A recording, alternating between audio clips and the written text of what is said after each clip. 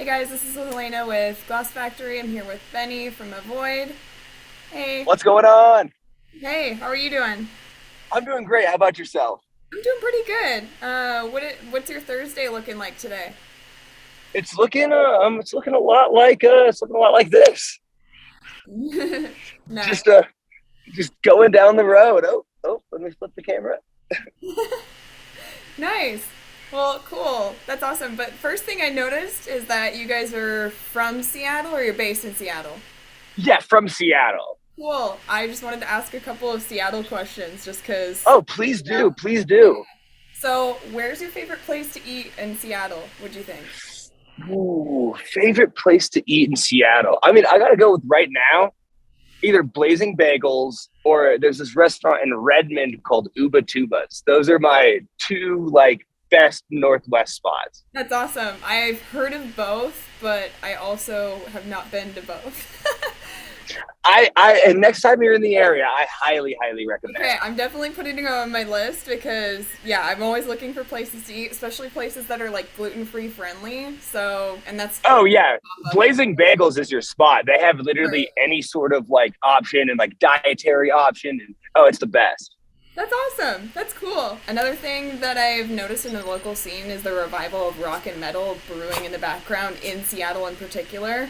Can you give us your take on this perspective? I would say that it's really refreshing to see a lot of young bands and younger people like really being interested in alternative music and being in a band in general. And I think you're starting to see a lot more like kids, like people in high school that are like interested in the alternative scene and like wanting to pursue music. And I think that that's like really cool. And I think that it's happening because of like alternative like esque artists like MGK even and that whole like emo rap rock scene. I think it's actually been huge for getting kids that may not find rock and metal another way. Like, and it's like you find that, and then next thing you know, you see Turnstile playing on live TV, and then you know you're watching Hate5six videos, and you have some normie kid, and now they're a hardcore kid, and it's Yeah. like it's really cool. So I think that like just the fact that alternative culture in general is being incredibly embraced by the scene again, I think that's going to be really huge for like the longevity of rock and metal. And Yeah, so would you say your audience has shifted a little bit in the last like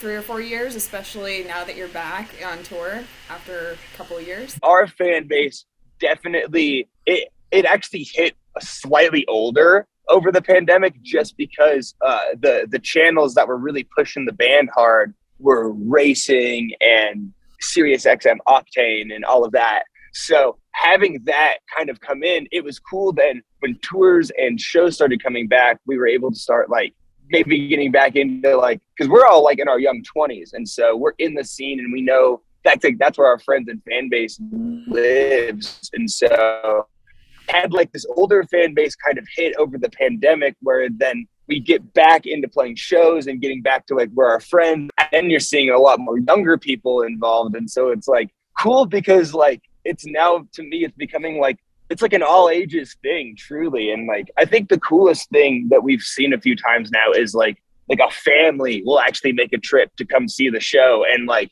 someone's parent is just as into the band as their kid, and like that's like really special because you know what I mean. We're definitely I wouldn't consider us a like the casual parental friendly band. Yeah, that's really cool to hear your perspective, especially how it's been changing. So another thing that stood out to me, at least in the talking points, was that you guys were talking about the return or being part of the return of Crabcore. Could you talk a little bit about that? Well, so that's a meme. I know. We are yeah. Um no, I'm cool with Crabcore dying. It should have died a long time ago. That's fine with me. Uh but it's cool to get to poke fun at that because obviously we all came up on it and we love that stuff, and we it's always going to hold a special place in our heart, but it's so silly and it's so stupid, and like how can you kind of like not laugh at it, you know what I Right. mean? Agreed. All right. Cool. So Yeah. That's it was oh, exactly. It was fun to just like poke fun at a thing that like at a point in time we all loved, but like we can all agree like, hey man, this is pretty stupid that this was like so popular. Yeah, I agree. And partly why it stood out to me is because there was another local band that was just getting started, and they were also talking about crabcore, and then like, That's I thought it was a really amazing. funny coincidence, and I just wanted to hear your take on it. Oh no, my take on it is that we're clowning on everyone. Right? No, that's perfect. I think that's the purpose of it, is just not Exactly. seriously, yeah. So speaking on the upcoming album and then the latest single that you guys released, and it was also a part of an EP, yeah? Am I understanding that correctly? Uh, Technically, so we have a full length album coming out in November, and since we have the 4 songs out now, and since DSPs do a really cool thing where you can do like waterfall singles. So every time you put out a new song, it like groups it together like an album of all the other songs you've put out. So it's like technically a little EP because we've put out 4 songs this year, but really it's the 4 songs leading up to what is going to be this album in November. And we might squeeze one more song out of there before the album comes out, but really it's kind of just like we want to spread these songs. And I think that with the singles we were able to do a really cool job of showing all the genres that we're going to be like hitting on this album, because the album is like there's not really one thing to it. We wanted to be as experimental as we possibly could, and like there's a more rocky song or a really heavy song or like a super poppy song and a super like in between, and we just wanted to be able to experiment with like all of those sides because we're such like massive music fans in general that it's like none of us listen to one genre. And even within the band, I would say that you ask any of us our music choice, you're going to get a different answer from everyone. And I think that that's kind of what makes our sound cool, is we're not necessarily trying to recreate one thing or one sound, whereas like we're taking all of our favorite things. And I think you can hear that, like you can hear that I'm just the biggest like old school pop punk rock kid, like Green Day, Fall Out Boy, Sum 41, and then I was a huge fan of that like Warped Tour emo, Pierce the Veil, Sleeping with Sirens. Like our guitar player Nick, who is kind of the spearheader of the songwriting, like he grew up in Foo Fighters, White Stripes, like all of that sort of like alternative but super riffy and rock guitars in your face. And you know, it's like ask any of us, like the backgrounds are different for all of us, and I think that when we come together, that's what makes the sound so different, you know? Yeah, I really liked your diverse range of sound for sure, and that's very evident in at least the 4 singles already. And I was Thank really you. surprised by that because I was like, wait, they're not just sticking with one concrete like rock thematic theme or whatever. Like that's a little bit unusual, especially whenever you're trying to like get a hit or whatever. And then let's talk a little bit about your latest single. It's Whatever, yeah? Yeah. Talk a little bit about the writing process and how the concept came up. Yeah. So whatever, it was a cool, like we had that song kind of sitting around for, I almost want to say like, it felt like close to a year that we were like sitting on the initial demo of that song. So for the last year, we had like a cool little band house, and we would always have our friends come over and write riffs and just hang out, drink beers, do whatever. And our friend Ethan came over one night, and he was like, yo, I've been like messing around with this riff. Like, I just wanted to see what you guys think of it. And I believe like that night, Nick, Paul, and Ethan like demoed out their first like the first initial riff of whatever was going to be. And then, you know, like a couple more days and we all kind of come in and throw our ideas at the wall. And then we came up with like the initial ish structure. And then I remember we took it into the studio. We're like, we know that this has bones. We don't love this part. This is sick. I don't know what I do there. And so there was a lot of like uneasiness with it. And then we brought it to our other producer, Hiram, last December. And that was where he was able to like hear that initial demo that we'd been like messing around with and tweaking slightly. And he was like, oh, I have an idea of how we can kind of tie all of this in together. And then tying it all in together like that inspired me vocally. So then I was able to write a lot more stuff to it. And then he was able to like be like, well, what if you did this instead of this for the vocals? And then we made this part less of a breakdown, and this was more of a bridge. And then this was more of a breakdown. And it's like, we really kind of like let that song, like we didn't try and force what it is out of it. And aside from whatever, I'd say that that's like kind of all of us with the writing process. It either like the songs like Cowabunga, and that song, like the initial, pretty much the whole structure and lyrics and melodies and all that came together in like 30 minutes ish. Like it was really quick, just like one of those where just like you have the idea, then your brain doesn't stop. And then on the other hand, it's like sometimes you have that riff that sticks around for a while and it's kind of just there, and you're like, oh, I know this is cool, but how can I make this like me, and how can I make this like something I'm like comfortable with putting out? And so I think we try and do a really good job of just trusting the process, however long it takes. Some songs are going to take 5 minutes, some songs are going to take 5 years, and trying to rush it is never going to like get you a better product. It's just going to like typically make you upset at it years down the line, you know? Yeah, cool. What's something that you're looking forward to the most in your upcoming release, like the whole full-length album then following up with that? I mean, this is such a blanket answer, but I'm just excited for the record in whole to be out, because I think that it's been amazing to see the reception that the singles have gotten, and the growth that we've seen this year for the band has just been like astronomical. And even just with getting to put the music out, we've seen so much growth.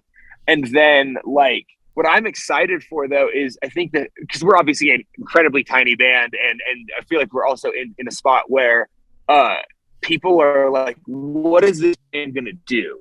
Like we kind of need to like quote unquote prove ourselves, because we're that middle ground band. We're not massive, but we're not like the tiniest thing in the world. And so this is like where you're kind of under a microscope by a lot of people. And I think that if anyone is like confused about like our sound and the songs and the whole vibe of the band by just the drasticness of the singles, I think the record being out like in its entirety and you being able to listen to the record front to back really like paints the picture even better than just the couple singles and the things that we have out. So I'm really excited for the record to just be out and people to be able to take it in as like a long form album rather than just like a single here and a single there.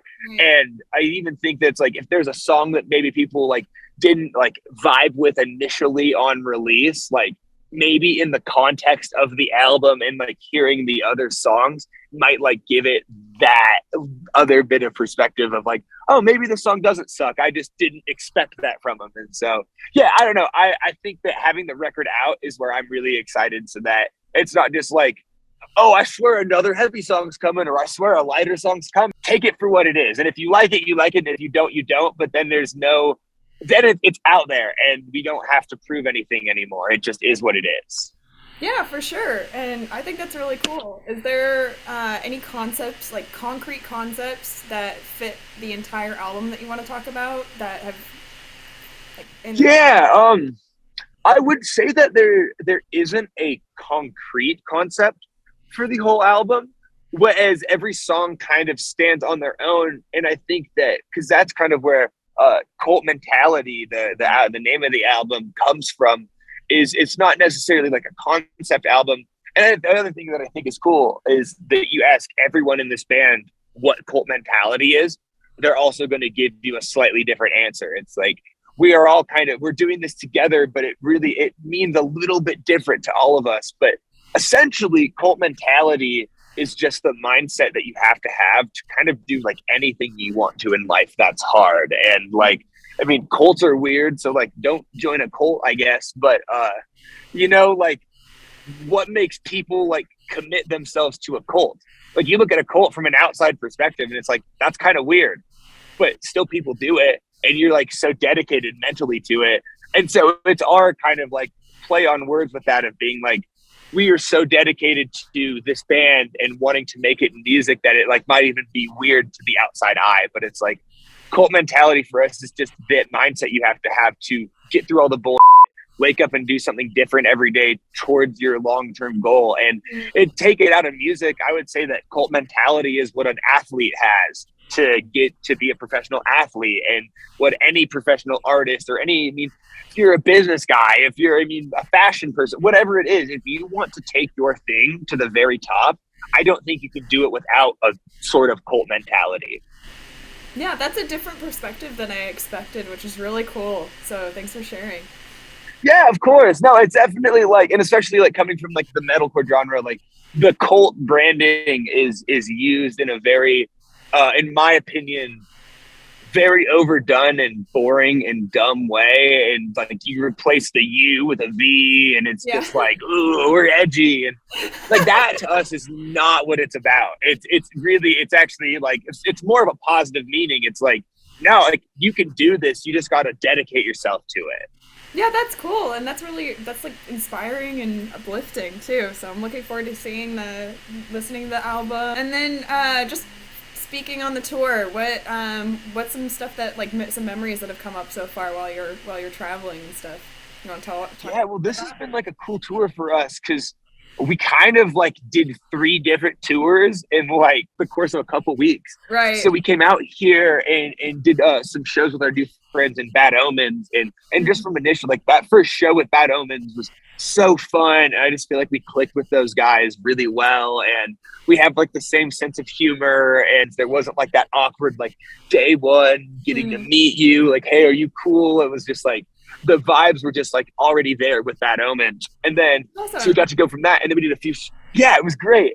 And so then from that, we got to go do a few shows with our friends in Dayseeker, which we didn't know all of those guys going in, but we're friends with a few of those guys. And then Garrett from Silent Planet is their manager. Silent Planet are like our boyfriends. Like we love them so much.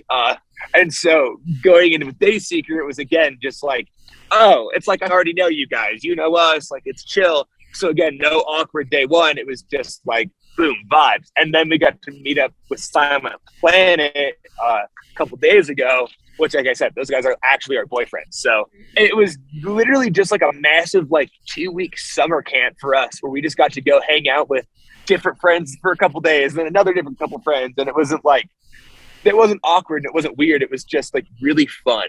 And so that's like what sticks out to me is just like when you can get thrown into this touring environment and it's not like, because also, and I'm not even trying to rip on any other band, but like this isn't for everyone, and like not everyone gets it, and not even for like even headliner bands are like not cool to like, and not even in a bad way, but it's just like sometimes you just want to do your own thing, and like you're not as social of a person, and it's like there's so many different ways that touring can go, so you never know. And when it works out the way where it's just like you can go back from it looking like, damn, that was just like summer camp for 2 weeks, and I just got to hang out with my friends and drink beers and talk about life and make memories. It's like that's why we do this. Like Yeah. it's just that's like the only reason we're here. And then being a smaller band, we were opening all these shows, so we also got to make a lot of new fans and meet a lot of new people that either may not have listened to the band otherwise or had just heard a song but didn't know like what was going on.